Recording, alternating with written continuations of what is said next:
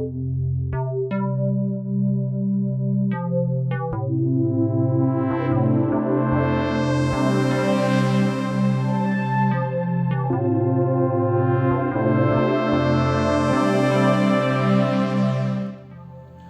pessoal, e estamos aqui para mais um episódio da série Filósofos do Espiritismo. E hoje nós iremos falar sobre o pensador brasileiro Deolindo Amorim. E antes de começarmos o vídeo, eu já peço a vocês que deixem o like e se inscrevam nos canais do IFEP e do Espiritismo em Ação. E ativem o sininho para receberem as notificações sempre que forem publicados novos conteúdos nesses canais. E vamos ao conteúdo do vídeo de hoje.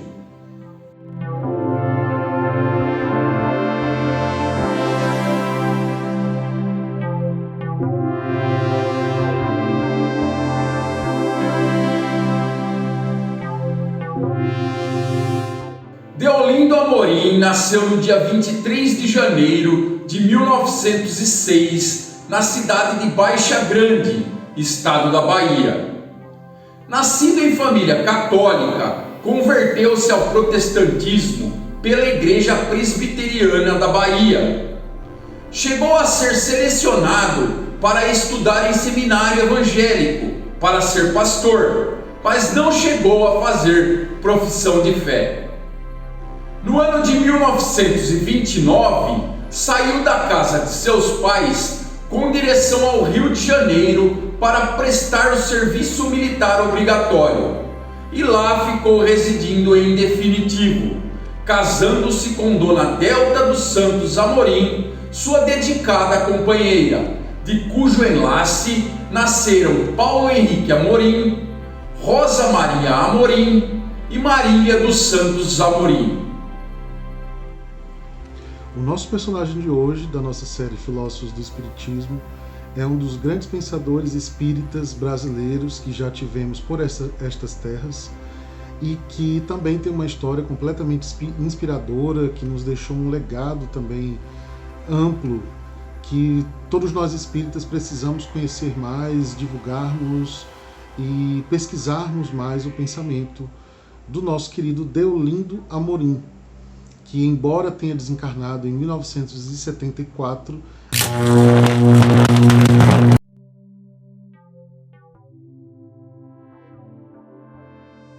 ainda nos deixou um legado poderoso. Sua voz ecoa sobre nós ainda, nos inspirando também a ações de transformação do mundo, a uma concepção espírita mais próxima de Kardec. Então, podemos dizer que Deolindo Amorim era um defensor nato das ideias de Kardec e fez essa defesa do Espiritismo a partir de Kardec durante toda a sua vida. Por volta do ano de 1932, foi convidado por um amigo para assistir a uma reunião no Centro Espírita Jorge Niemeyer. A partir de então, filiou-se àquela casa espírita e não mais deixou a doutrina espírita. Deolindo graduou-se em Sociologia pela Faculdade de Filosofia da Universidade do Brasil, mas possuía também os diplomas dos cursos de Técnico em Publicidade e de Serviços Sociais, além de ter sido funcionário do Ministério da Fazenda, onde ocupou altos cargos. Foi também membro da Academia de Letras do Estado do Rio de Janeiro, da Sociedade Brasileira de Filosofia e do Instituto Histórico e Geográfico da Bahia, e também da Associação Brasileira de Imprensa. Aos 23 anos, já exercia atividades jornalísticas. Com sua vasta cultura e talento, somados à humildade que lhe era peculiar, foi redator do jornal Mundo Espírita, lançado no Rio de Janeiro. Colaborou com a maioria dos jornais e revistas espíritas do Brasil e do exterior. Em 1939, juntamente com Lins de Vasconcelos, participou da coligação pró-Estado laico. Foi também em 1939, em 15 de novembro, quando o Brasil comemorava o cinquentenário da proclamação da República, que instalou e presidiu o primeiro Congresso Brasileiro de Jornalistas e Escritores Espíritas. No ano de 1948, juntamente com Leopoldo Machado e outros trabalhadores, organizou o primeiro Congresso de Mocidades Espíritas do Brasil. Foi secretário do segundo Congresso Pan-Americano, realizado no Rio de Janeiro em 1949, e posteriormente eleito secretário da Confederação Espírita Pan-Americana, a CEPA, durante o triênio em que esta organização internacional funcionou no Brasil. E foi um grande ativista, ele se tornou um grande ativista espírita. E o que eu quero dizer com ativista? Ele fazia o trabalho que podemos dizer era de se esperar de um estudioso do espiritismo, escrevia artigos, escreveu livros, era palestrante e etc. Mas ele tinha uma concepção muito importante que o diferencia como pensador, que é a compreensão do espiritismo inserido no meio cultural. Então a Casa Espírita não podia ficar presa nela mesma, o movimento espírita precisava dialogar com a sociedade, dialogar com o tempo histórico e social em que esse movimento estava inserido. Então a grande preocupação de Deolindo era fortalecer esse elo cultural do espiritismo com a sociedade. Então ele passou a fomentar no meio espírita congressos. E os congressos desse período eram congressos bastante efervescentes, porque não tinha essa lógica que nós temos hoje, né, no movimento espírita, dos congressos em que o espectador apenas assiste de forma passiva, né? Os congressos espíritas desse período eram amplamente diversos, né? As pessoas participavam de maneira ativa e estavam ali para também colaborar com ideias, haviam debates, então era algo mais diversificado, né? E o Deolindo esteve à frente de duas edições de congressos espíritas no Brasil, uma que foi o Congresso de Jornalistas Espíritas, né? E o outro foi o Congresso das Mocidades Espíritas do Brasil. Então ele, junto com outros confrades espíritas, organizou e mobilizou a realização desses dois congressos para divulgar o pensamento espírita, debater temas da atualidade da época. Deolindo Amorim lançou no Brasil métodos didáticos para a divulgação do espiritismo e, com esse objetivo, fundou a Faculdade de Estudos Psíquicos, que por sua vez seria sucedida pelo Instituto de Cultura Espírita do Brasil, o ICEB. Enquanto viveu, foi seu presidente. Ele publicou, entre outras obras, O Espiritismo e as Doutrinas Espiritualistas, Espiritismo e Criminologia, Africanismo e Espiritismo, Ideias e Reminiscências Espíritas, O Espiritismo e os Problemas Humanos, O Espiritismo à Luz da Crítica, A Missão e o Pensamento Filosófico de Leon Denis, Ponderações Doutrinárias. Em julho de 1976, em Brasília, foi fundada a Associação Brasileira de Jornalistas e Escritores Espíritas, a ABRAGE, um ideal que Deolindo Amorim e outros jornalistas espíritas acalentavam há muitos anos. Deolindo foi o primeiro presidente dessa entidade. O Deolindo, ele tem 4 obras conhecidas, fora os artigos que ele escreveu para jornais e revistas, né?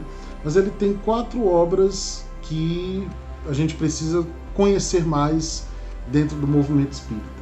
Africanismo e Espiritismo, que foi a primeira obra dele. Para quem não sabe, Deolindo é um biógrafo de Allan Kardec, né? Então ele tem uma obra escrita resgatando a história de Kardec, o momento histórico em que Kardec vivia, o surgimento do Espiritismo e etc. Ele tem uma outra obra que se chama Espiritismo e Criminologia. Ele se interessava muito por essa área voltada para a filosofia jurídica, né? Como pensador, como jornalista, ele também tinha esse interesse pela filosofia jurídica, tanto que ele escreveu o prefácio da tradução para o português da obra do Fernando Ortiz, que é o nosso próximo personagem aqui da nossa série, Filósofos do Espiritismo, que é um pensador cubano, que escreveu a obra A Filosofia Penal dos Espíritas, Estudo de Filosofia Jurídica. E aí a tradução foi do Carlos Embaçaí e o prefácio do Deolindo Amorim, né? Então, mais uma obra também que ele se interessava que fosse tornada pública aqui no Brasil devido à questão da filosofia jurídica. E por último, ele escreveu a obra O Espiritismo e os Problemas Humanos, que essa obra foi complementada pelo Hermínio de Miranda, porque o Deolindo desencarnou antes de concluir essa obra. Então é uma obra que tem 3 capítulos e o último capítulo é escrito exatamente pelo Hermínio de Miranda para ser completada, né, e ter a sua primeira edição em 1985. Então foi um pensador bastante diverso, né, dentro da sua produção, além dos artigos que a gente pode encontrar por jornais e revistas, né. Deolindo Amorim desencarnou no dia 24 de abril de 1984, na cidade do Rio de Janeiro. Ele é o escritor e jornalista espírita brasileiro mais difundido no exterior. Sua cultura e dinamismo, a maneira clara de colocar os conceitos da doutrina para o público, aliados à sua humildade, respondem por seu sucesso nos 4 cantos do mundo.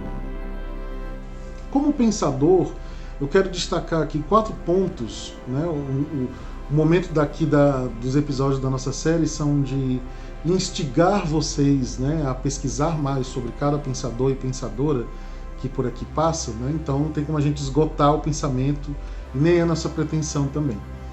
4 pontos que eu gostaria de destacar sobre o pensamento de Leon Denis.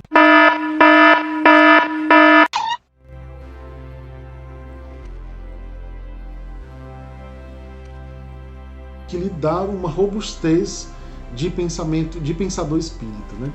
O primeiro ele trabalhou em prol do desenvolvimento da cultura espírita, que é uma marca dos pensadores espíritas, como ele, como Leon Denis, como Herculano Pires, como Humberto Mariotti, como Porteiro, como Anália Franco, como Amália Soler. Todos os pensadores que estão passando aqui na nossa série, eles têm essa marca muito forte, tratando o espiritismo no campo da cultura do seu tempo e fazendo as relações diversas entre o espiritismo e as mais diversas áreas do conhecimento humano. Mas isso só é possível para pensadores que não têm uma visão religiosa do espiritismo. E esse é o segundo ponto que eu gostaria de destacar do pensamento dele. Porque na visão de Deolindo, o aspecto filosófico presente no espiritismo, a filosofia espírita já contempla uma espiritualidade, uma religiosidade de maneira natural. Então não haveria necessidade de desenvolver um aspecto religioso. Notem que isso é bem próximo, né, do pensamento de outros pensadores que já passaram por aqui, como Manuel Porteiro, né? Então, na visão dele, o espiritismo não poderia ser tratado como mais uma religião. Ele era uma filosofia espiritualista de consequências voltadas para uma espiritualidade e uma religiosidade. Então, isso dava uma liberdade de pensamento ao Deolindo, diferentemente do que a gente normalmente encontrava, né, ao longo da história do movimento espírita naquele período. Por essa liberdade de pensamento, por ser um livre pensador, Deolindo tinha suas ressalvas em relação ao movimento federativo, ao movimento institucionalizado, assim como Herculano também tinha, né? E enfim, outros pensadores também tinham. Embora eles colaborassem com o movimento federativo, estivessem presentes ali em diversas ações coletivas, mas eles entendiam que a tentativa de pactuar, a tentativa de unificar, por vezes, ela gerava uma limitação de produção dos próprios centros espíritas. Então, por exemplo, ele foi contra o Pacto Áureo de 1949, né? Assim como o próprio Herculano também teve as suas ressalvas em relação ao Pacto Áureo de 1949. Talvez por isso esses pensadores foram também invisibilizados pelo movimento espírita brasileiro, porque eles não eram cooptados pelo movimento institucionalizado, eles estavam além, né? Eles colaboravam com o movimento institucionalizado, mas eles não resumiam o trabalho deles a esse movimento.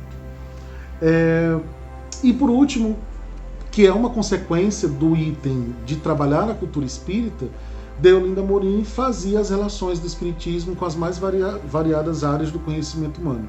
Então, por exemplo, essa obra de 1985, que é o Espiritismo e os Problemas Humanos, Deolindo traça relações do espiritismo com o socialismo, que era uma perspectiva também que já tinha sido feita por outros pensadores que a gente já comentou aqui na nossa série, né? Herculano, Porteiro, Mariotti, enfim.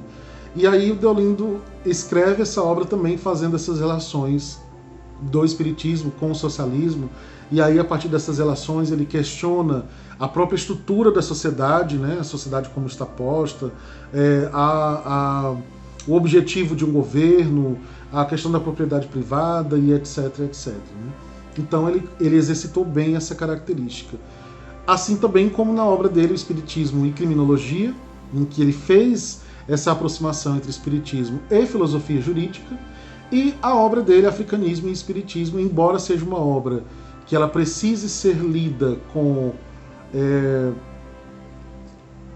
ressalvas, porque não é exatamente essa palavra que eu queria utilizar, mas ela precisa ser estudada com cuidado, né? Porque essa obra foi escrita por ele para fazer uma defesa epistemológica do espiritismo. E acaba que ele usa conceitos anacrônicos em relação às doutrinas, às religiões de matriz africana, né? Então isso é completamente questionável também. Mas isso também mostra que esses pensadores não são perfeitos, né? Eles tiveram também as suas questões, eles tiveram também os seus erros de compreensão de alguns temas, muitas vezes, né? Mas a sua obra, como um todo, permanece ainda ativa, nos inspirando a produzir, a estudar e analisar o conteúdo espírita no campo cultural. Então, é isso, nos encontramos no nosso próximo episódio da nossa série Filósofos do Espiritismo. E esse foi o nosso filósofo do Espiritismo dessa semana, Deolindo Amorim. Deixem aqui nos comentários o que vocês acharam desse episódio e se inscrevam nos canais do Espiritismo em Ação e do IFEP. Ativem também o sininho para receberem as notificações sempre que conteúdos novos forem publicados em ambos os canais. Também deixem o like nesse vídeo para ajudarem a fortalecer a divulgação de conteúdos espíritas de qualidade aqui no YouTube. Fiquem com Deus e até o próximo vídeo.